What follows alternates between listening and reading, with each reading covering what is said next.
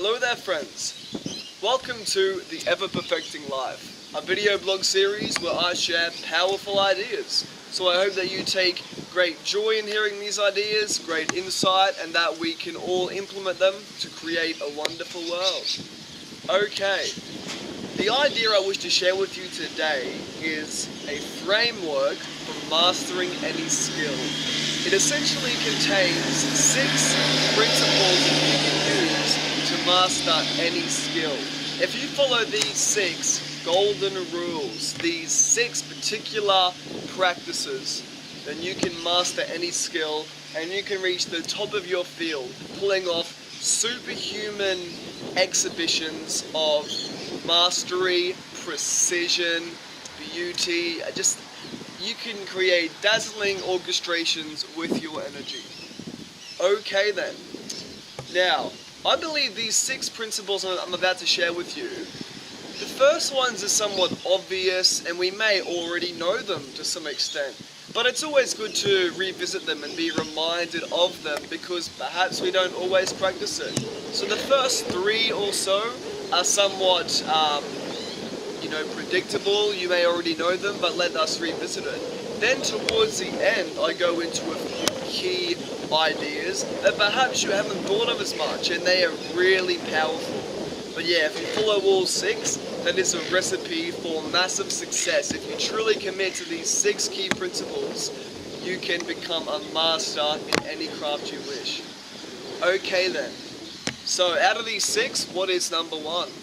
Number 1 is making the decision to become a master at the craft.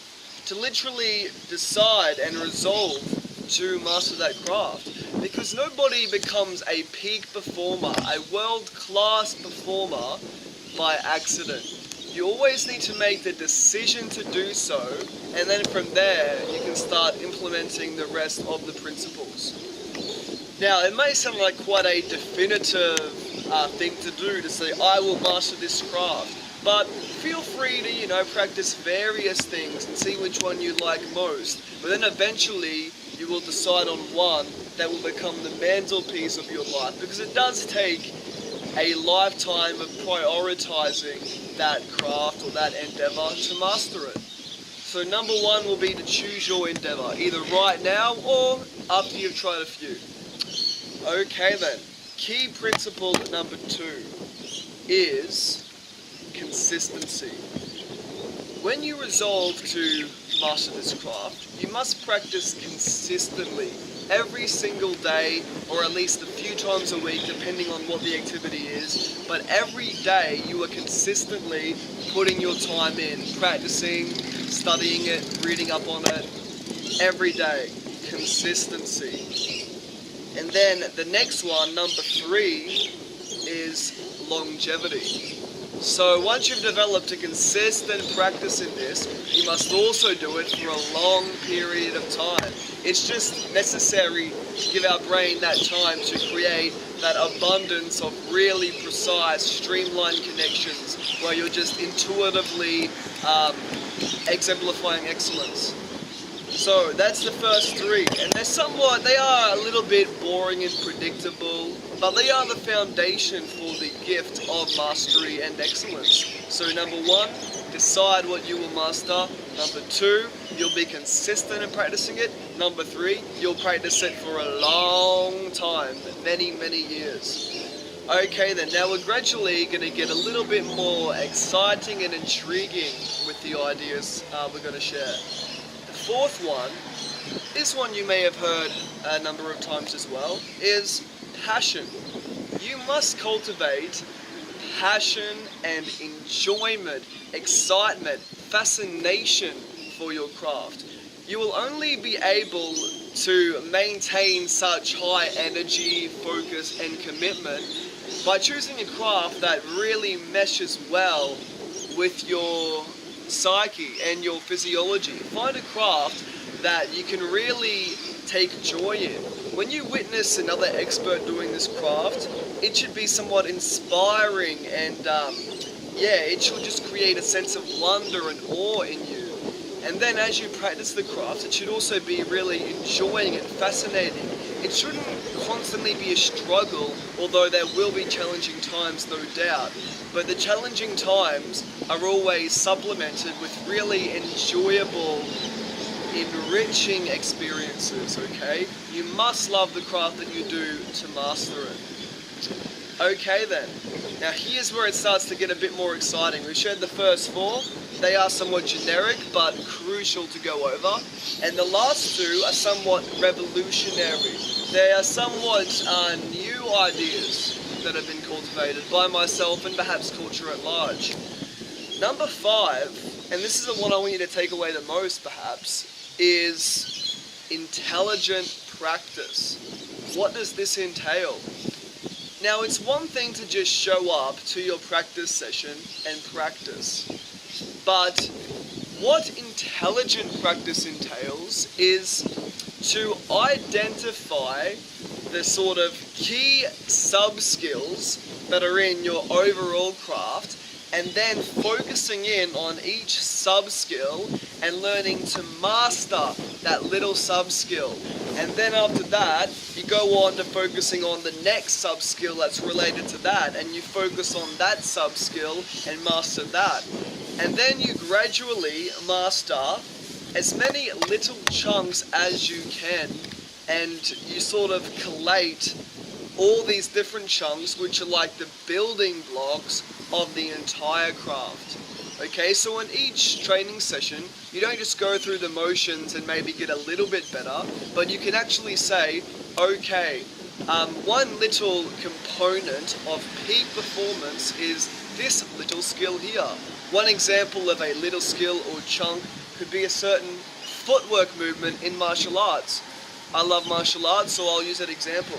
But you know, I could practice a whole bunch of strikes in my training session, maybe get a little bit better, or I can decide to focus more on a small chunk. Let's just say the chunk of just footwork going from here to here quickly, then back.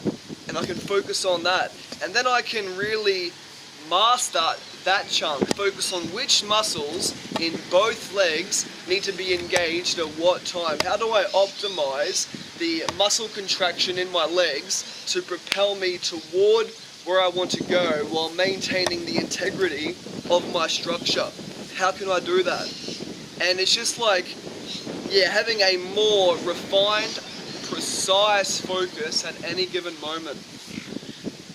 And yes, as you cultivate this practice of mastering small chunks, it causes you to gain a much better overall understanding of your craft. You create an understanding of what are the sub-skills which constitute excellence. How do I master each sub-skill? How do these sub-skills relate to each other and connect to each other to create the holistic peak performance?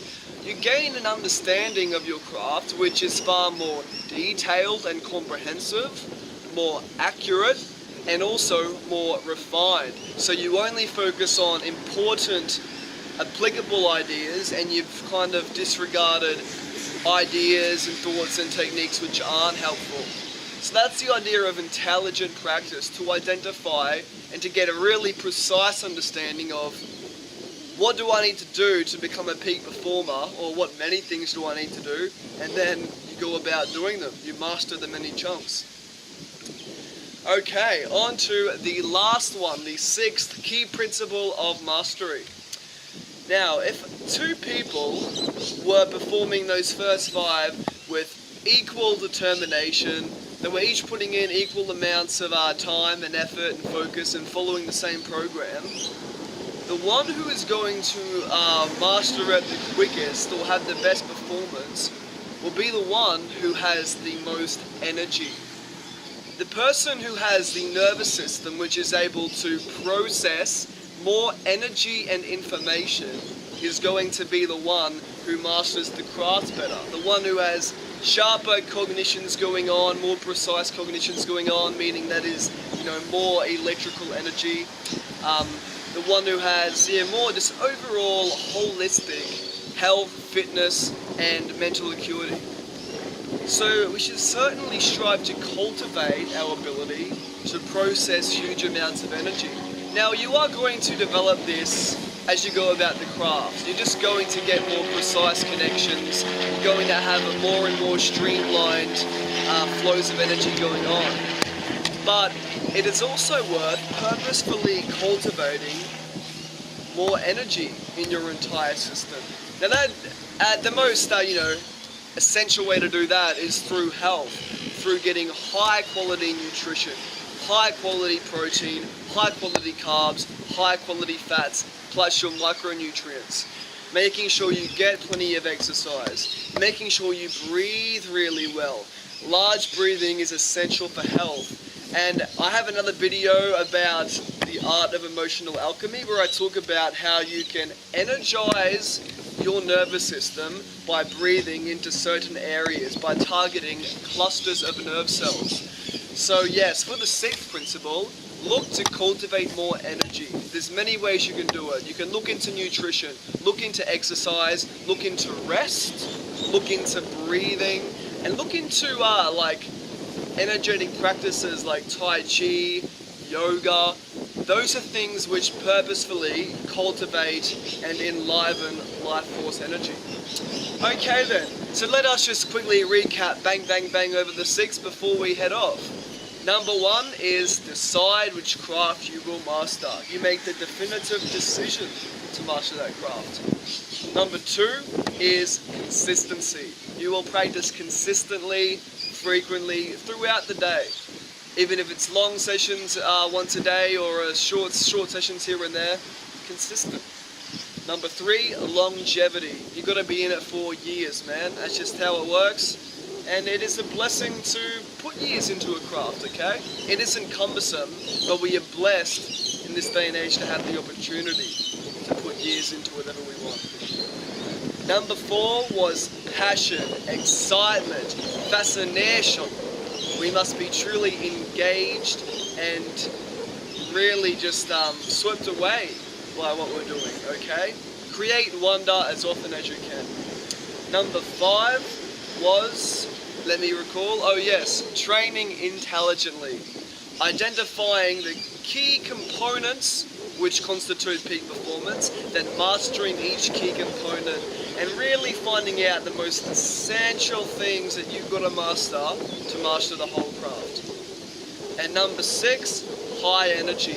Optimize your nervous system, optimize your musculoskeletal system, cardiovascular system, endocrine, is that the word? Endocrine system? Optimize your entire health, well-being, engage in energetic practices like Tai Chi, yoga, deep breathing, meditation, optimize your energy.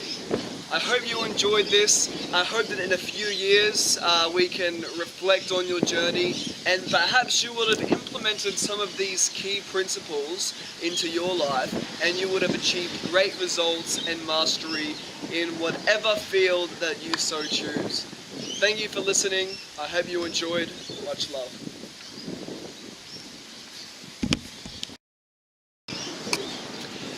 Hello friends. I forgot to mention, I wish to recommend a particular author who has written at length about the idea of mastering any skill. His name is Daniel Coyle. Now Daniel Coyle has written two books. The first one was called The Talent Code. In this book he talks about his experience of going to 9 different talent hotbeds. That's like an educational institution which has fostered many peak performers. This included like a tennis academy, a music academy, it's included classes for business and math, any educational learning environment which has fostered masters. He went to it and he distilled key principles for peak performance. And yeah, this book has a strong basis in neurochemistry and in his practical intensive research in the field. So that's a great book. I haven't read it yet, but soon will. The second book that he wrote was called The Talent Code. I have read a fair bit of that.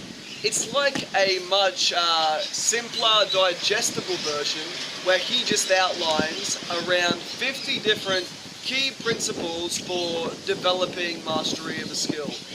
These 2 books of Daniel Coyle's, they relate largely to the 5th principle that we just went over, which was intelligent practice. Yes, he goes deep on intelligent practice, breaks down all the different sort of techniques, approaches, and mental models for how to practice intelligently.